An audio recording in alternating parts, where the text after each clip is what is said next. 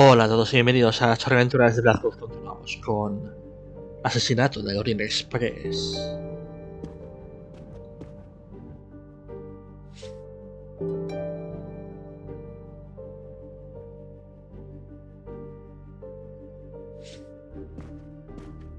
Monsieur Book, are the train crew locked in their quarters? Yes, they are. Then the stage is set for the final act.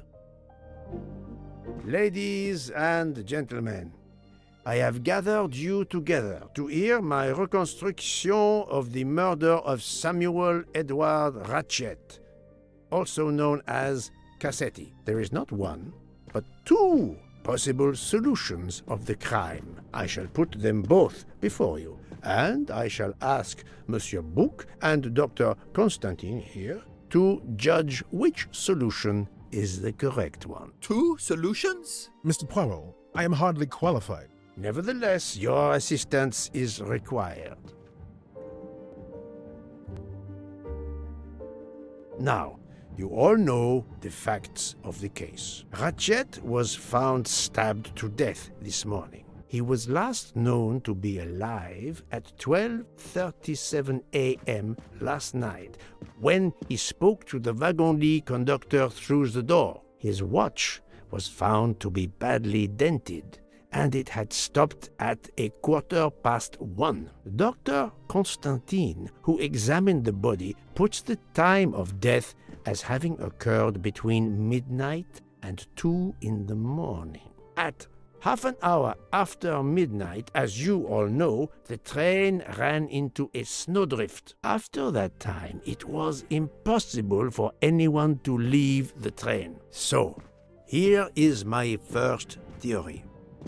The enemy, as Ratchet expected, joined the train at Vinkovsky by the door left open by Captain Arbuthnot and Monsieur McQueen, who had just descended to the platform. He was equipped with a wagon-lit jacket, which he wore over his ordinary clothes, and a pass key which enabled him to gain access to Ratchet's compartment in spite of the doors being locked. Ratchet was under the influence of a sleeping draught. This man stabbed him with great ferocity, 12 wounds in all. He left the compartment through the communicating door to Madame Hubbard's compartment. Yes, that's so.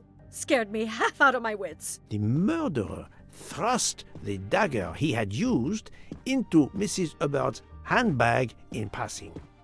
Without knowing it, he lost a button of his uniform. Then he slipped out of the compartment and along the corridor. He put the uniform jacket into Detective Locke's suitcase to cast suspicion on her.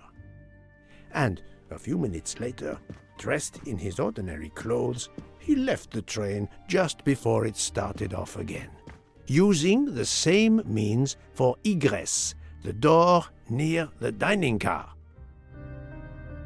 O sea que el asesino salió por el pasillo, se metió en la habitación de la policía, dobló la chaqueta y lo guardó en la maleta. We must examine the motive for the crime. Why was Ratchet killed? Y lo guardó en la maleta doblado, porque bueno, es lo que hace alguien con prisa. The motive is clear. Revenge, of course. Nothing was stolen. And we know that Ratchet had made many enemies. This was a premeditated crime, meticulously planned. Since the kidnapping and death of little Daisy Armstrong, which traumatized many people close to the family. Even when the police concluded that it was Suzanne Moreau, questions remained. Detective Locke continued her investigation, as did others. They became convinced the truth lay elsewhere. We now know who the real murderer of Daisy is. Chuck Norris. It is clear now that Daisy's killer was Ratchet, also known as Cassetti and Michael Clark and how many other names. But of course, Many of you have known this for a long time. It is obvious that the 12 stab wounds are not a random number. Dr. Constantine's analysis revealed that some stab wounds appeared to have been caused by a right-handed attacker. Others indicated the knife wielder was left-handed. Some wounds were deep, more than one fatal, yet others were not much more than mere scratches. What can explain these discrepancies? This leads us to an obvious conclusion. They are symbolic. Sí, claro, 12 puñaladas, pues Daisy tenía 3, así que ni de coña. 12 stabs. 12! The same number as a trial jury in the United States. But not just a jury of 12 members condemning him to death, but 12 executioners as well. This self-appointed jury had meticulously planned for everything except snow. Snow. The avalanche that stopped us, as well as the presence of not one but 2 detectives on the train. They had to improvise, to hastily add clues and false leads.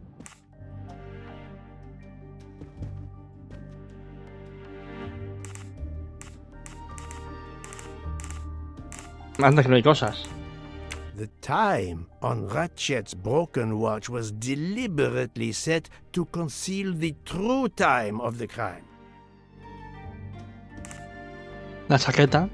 The conductor's jacket, found in Detective Locke's suitcase, was put there only to cast suspicion upon her. Esto fue un error y el kimono pues... This woman in a red kimono does not exist. I don't know which of the passengers it was. It does not really matter. It was just a performance, a charade to introduce another possible culprit to muddy the waters. Tengo que pulsar aquí. The vial of vaping liquid incriminated Captain Arbuthnot. However, he had a solid alibi confirmed by Monsieur McQueen. Impossible then to suspect him. All these false leads were intended for me. But I am Poirot. I understood the truth. We have a train full of suspects. It's time to identify who the real culprits are. Let's start with Detective Locke. No. Era imposible, estaba drogada. Planting the conductor's jacket in her suitcase was an attempt to implicate Detective Locke, but she couldn't fake her drugged condition. Dr. Constantine can testify that the drugged tea incapacitated her for hours, and she had 2 relapses. Let us move on to Monsieur McQueen. When I told him about Cassetti, he looked very surprised that I managed to make the connection between him and the Armstrong case. He told me, "But I thought we had..." I think he meant...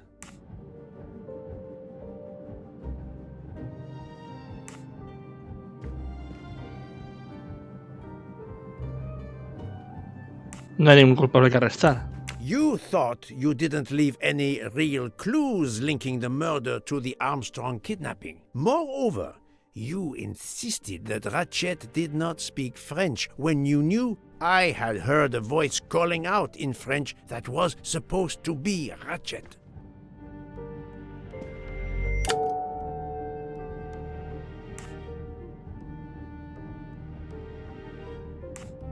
You took some pleasure in leaving me false clues, I think. It was quite annoying.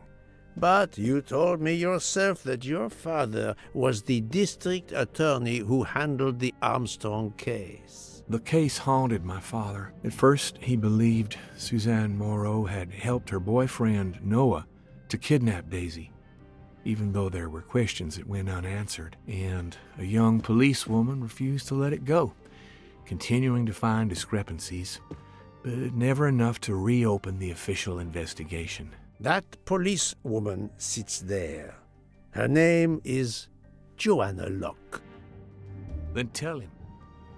Tell him how in the end my father believed you, how he resigned a job that he loved, racked with guilt that he may have let that monster go free. He died young, broken, his faith in justice broken. That's what Ratchet did to him. Thank you for your honesty, Monsieur McQueen. Your father is one more victim of the man who called himself Ratchet.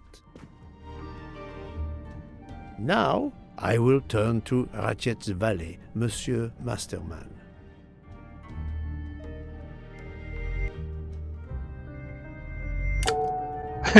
Todos sonrisas. O cabreo. Mola. El filtro. ¡Ja! ¿Sí o no? La cuestión es que no sé qué... Me faltan personas. Y Masterman es cercano a Ratchet.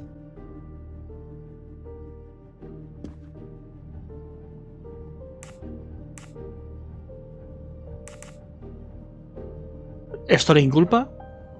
¿El doble de muelas le inculpa? Ratchet sensed danger close to him and naturally wanted to stay awake. You gave him sleeping pills without his knowledge. Once he was sound asleep, you could do what you had to do in peace. Sir, I'll tell you the truth. I was Colonel Armstrong's adjutant in the war, sir, and afterwards, I was his valet in New York. I'm afraid I concealed the fact this morning. It was very wrong of me, sir, but I knew how suspicious it would look. Is that all you have to say? That's all, sir. Vale. Now, to leave no suspicious stone unturned, let us move on to Monsieur Book. What? Me? A suspicious stone? No. Espera. ¿Y si le digo que sí? ¡Oh, Dios mío! ¡He sido yo! Está muy bien, está guay. Me gusta ese detalle. Book, my friend, of course you are not guilty. You did everything you could to get me on this train. What madness would cause you to ensure, and I speak with all modesty, that the best detective in the world could be present to witness your crime? But doesn't our friendship count as well? Most assuredly, but a murderer can wear all sorts of masks, including friendship. Let us consider our ever-efficient wagon-lit conductor, Pierre Michel.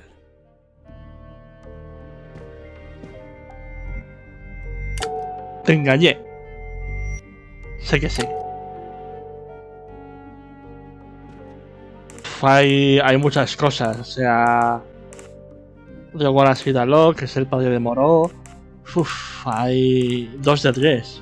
Puede ser cualquiera de las dos. No, that is his motive. Vale. I need real, tangible... Buscas lo que... Igual que en Masterman, lo que pasaba era que él drogó a Ratchet, porque lo dijo que le dio las pastillas, pero no vio tomárselas. No fue Michelle quien drogó a Ratchet. Your admission that you drugged Detective Locke immediately incriminates you. But the murder could not have been possible without your very capable assistance. Your knowledge of train procedures made the murder possible, and your position in the corridor of the train allowed you to be the perfect alibi for several passengers. And your motive? Suzanne Moreau, Daisy Armstrong's poor nanny, who was wrongly accused and committed suicide, was your daughter. C'est un foiré. He got what he deserved. My poor daughter has finally been avenged. My Suzanne. My child. Let's move on now to Monsieur Hardman, one of 3 detectives on this train.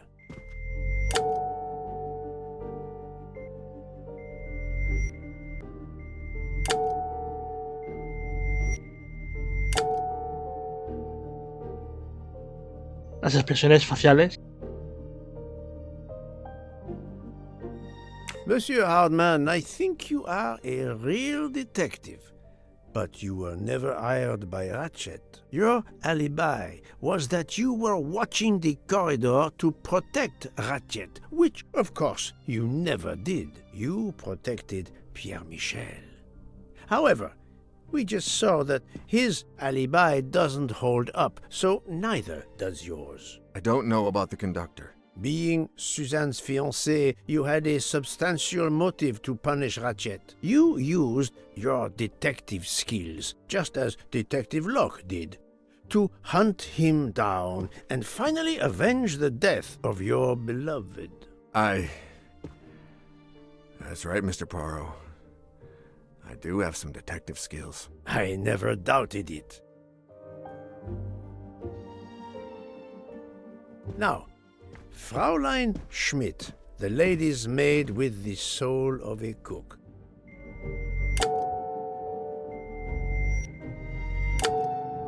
Su sonrisa es neutral.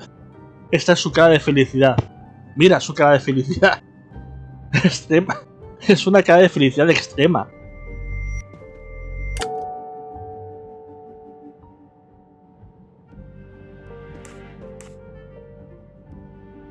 Fraulein Schmidt, you told me of your remorse for drugging Detective Locke.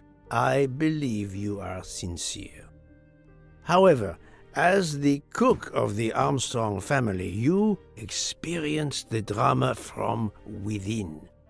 The death of Daisy, then Sonia Armstrong, who died in childbirth, and finally, Suzanne and John Armstrong. So much misfortune in that poor family. The death of this criminal is only justice. Let us move on to Countess Andreny. I was impressed by the earnestness of her husband when he swore to me solemnly on his honor that his wife never left her compartment that night. Should I believe it?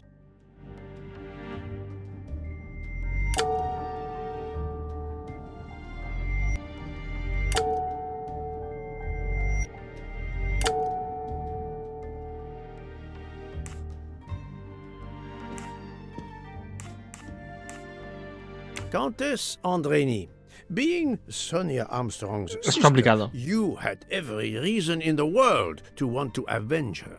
But you were incapable of stabbing someone, even after what he had done to you and your family. The night of the crime, you simply took a sleeping pill. I appreciate the irony that nearby, Detective Locke was also in a drugged sleep. When you awoke, you thought the nightmare was over. Rudolph? Hush, my love. Hush. Excellent transition. I was coming to you, Count Andreny.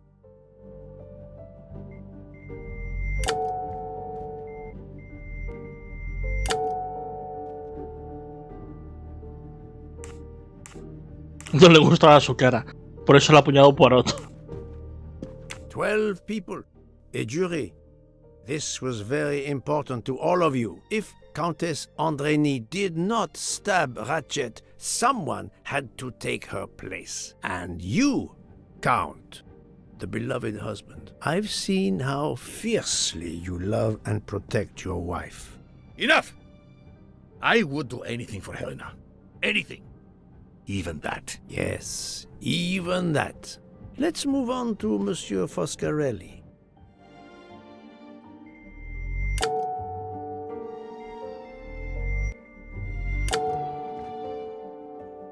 Es italiano, por eso mata. Es atlético, por eso lo mató. Detective Locke found out that you were the Armstrong chauffeur, and that you planned to travel on the same train at the same time as Ratchet. That is what made her decide to obtain a ticket as well. Unfortunately, she could not prevent the murder. Have you lost your tongue, Mr. Foscarelli? Oh, Daisy. She was the delight of the house.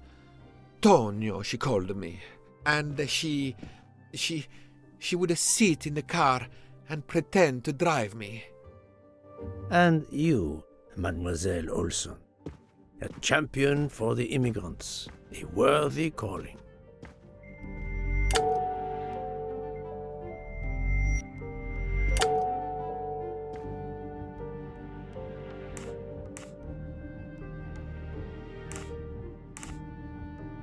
Mademoiselle Olson, you supported Madame Hubbard's story about her connecting door latch, a story that I later demonstrated to be impossible. So, you deliberately lied to me, and you also lied about Mademoiselle Debenham's whereabouts.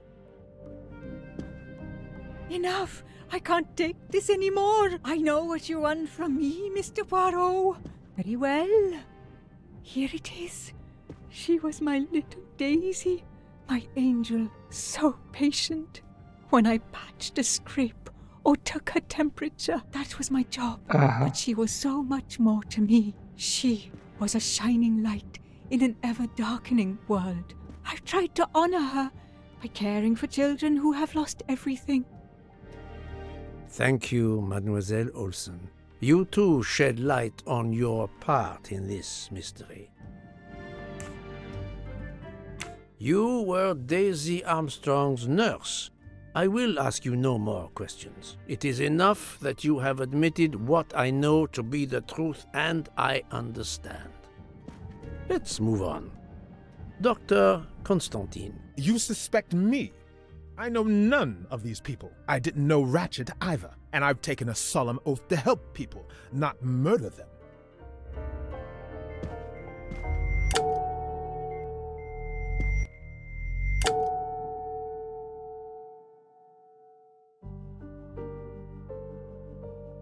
Claro.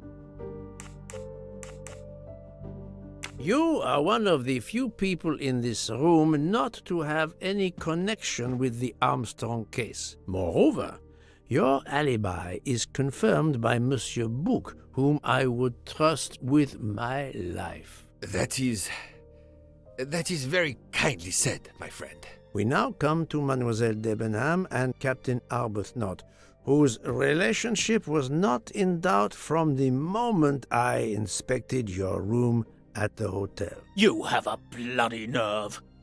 Indeed, I do. We're getting married. Congratulations. But I would rather talk about your relationship to John Armstrong.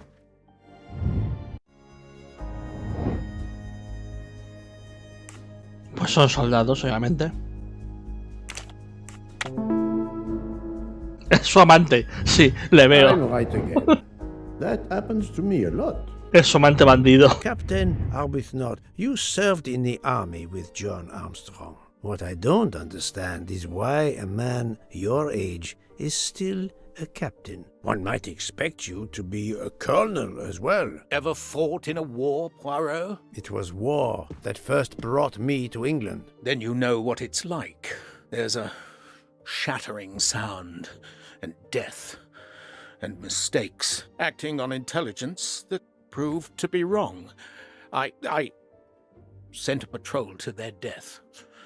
Good men, brave men, wasted. John testified on my behalf at a court-martial. I'm not a colonel. I don't deserve to be, you bloody fool. But I'm also not in prison.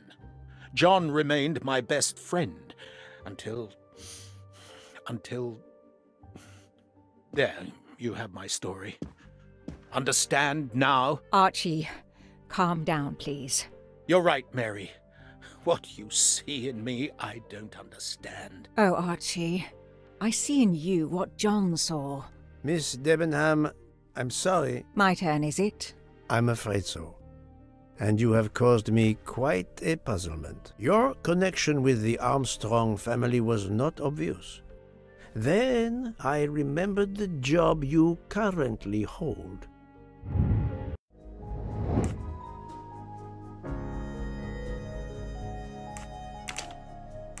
Profesora de inglés en Jordania. That was easy. You were the teacher of... You were the teacher of Helena Andrény, whose maiden name was Helena Goldenberg before she married Count Andrény. Yes, absolutely. Why lie to you? She was an excellent student. Captain Arbuthnot. Su coartada no supera el que ya hemos acusado ya a McQueen. You had one of the strongest alibis, thanks to Mr. McQueen. But his testimony melted like a snowflake. There went your alibi. Poof! Unless you have another one. As for you, Mademoiselle Debenham,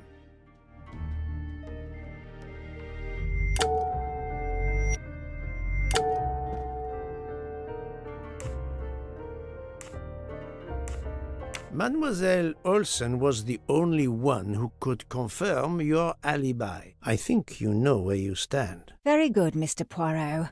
Are you satisfied? I will be soon. Now I must turn to Sonia Armstrong's godmother, Princess Dragomirov. He perdido la cuenta ya de quiénes son.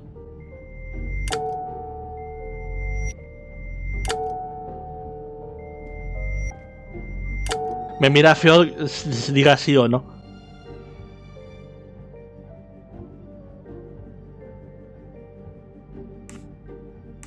El testimonio de Smith.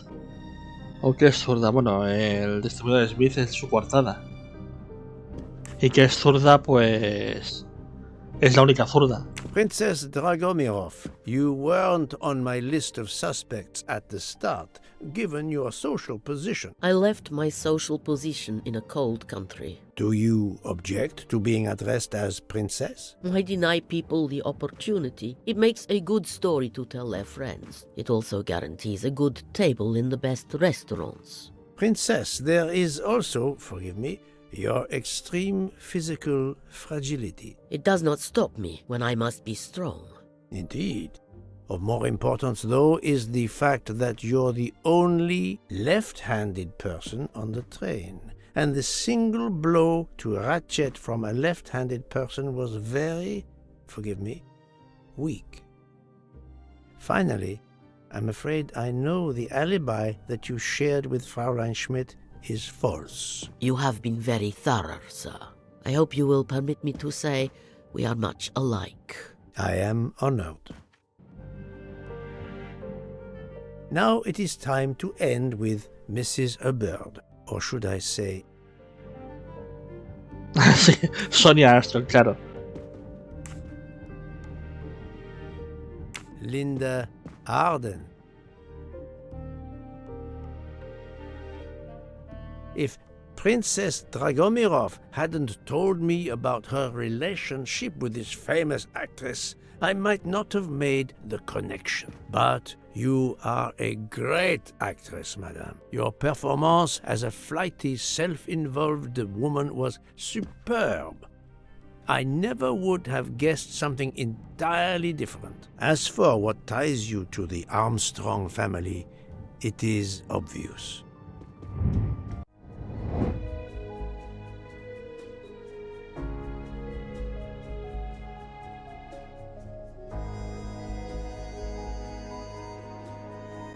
A ver, es la madre de Sonia y del de la hermana de Sonia. Sí.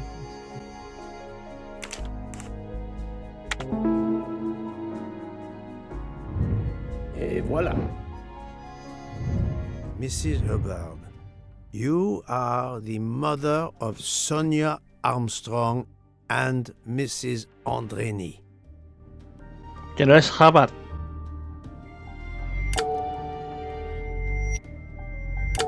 La señora Hubbard nunca asesinó a nadie, porque no existe.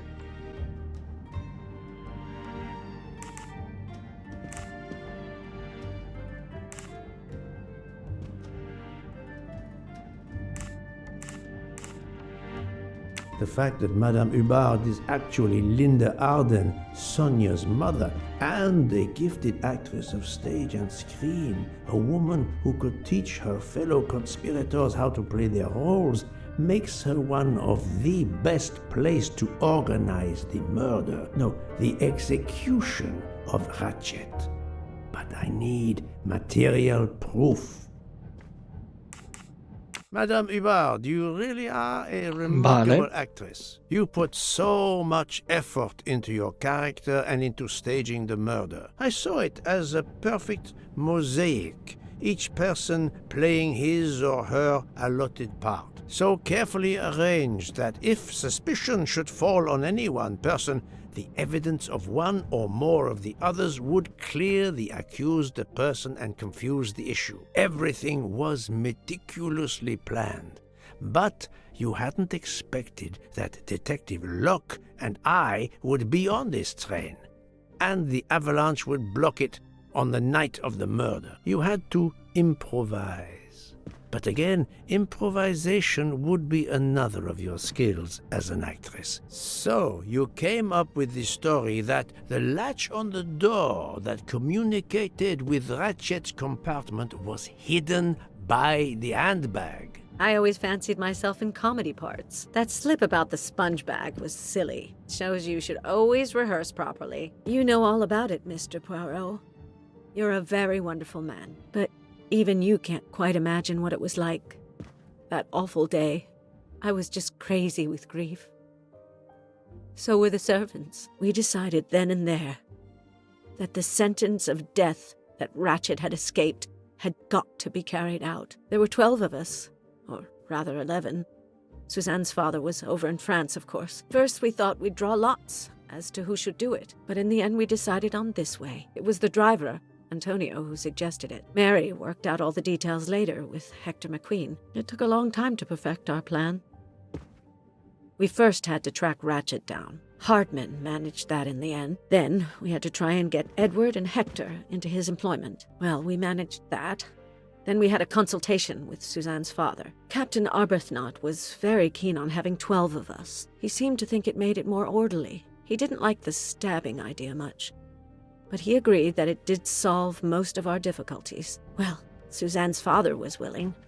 Suzanne had been his only child. We knew from Hector that Ratchet would be coming back from the east, sooner or later, by the Orient Express. With Pierre Michel actually working on that train, the chance was too good to be missed. My daughter's husband had to know, of course, and he insisted on coming on the train with her. Hector wrangled it so that Ratchet selected the right day for traveling when Michel would be on duty. And then, at the last minute, you came. For the rest of the story, you worked out everything, Mr. Poirot. You were right about all of us. What are you going to do about it? If it must all come out, can't you lay the blame upon me, and me only? I would have stabbed that man 12 times willingly. It wasn't only that he was responsible for my daughter's death, and her child's, and that of the other child who might have been alive and happy now. It was more than that. There had been other children kidnapped before Daisy, and there might be others in the future. Society had condemned him. We were only carrying out the sentence, but it's unnecessary to bring all these others into it, all these good, faithful souls.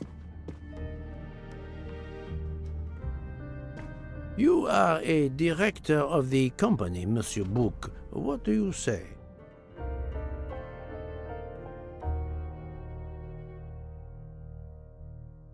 In my opinion, Poirot, the first theory you put forward was the correct one. Decidedly so. I suggest that is the solution we offer to the police. You agree, Doctor? Certainly, I agree. As regards the medical evidence, I think that I made 1 or 2 fantastic suggestions. Then, having placed my solution before you, I have the honor to retire from the case.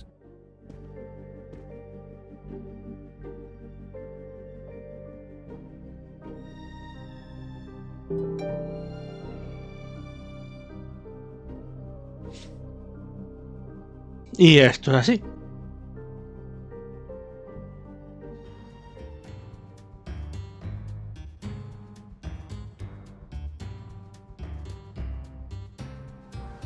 Pues me ha gustado, me ha gustado. Es interesante. Hola, doctor. ¿Ya hemos llegado a algún sitio? I'm sorry to wake you up in the middle of the night, Poirot, but it couldn't wait. There was a detail that bothered me in my preliminary autopsy of Ratchet's body. I went back to examine the body and I discovered a wound covered by another. The blow I hadn't seen was delivered by a thinner, sharper blade. So there were not 12, but 13 stab wounds. Vale, esto es 12 nuevo. stabs for 12 jurors. It doesn't work with 13 wounds. The symmetry is destroyed. It can't be one of the culprits who stabbed him twice? Doctor, a different knife was used. There is only one explanation. Somehow, some way, there is a 13th murderer on this train. We must tell Book. The case is not solved. Vale, esto es nuevo.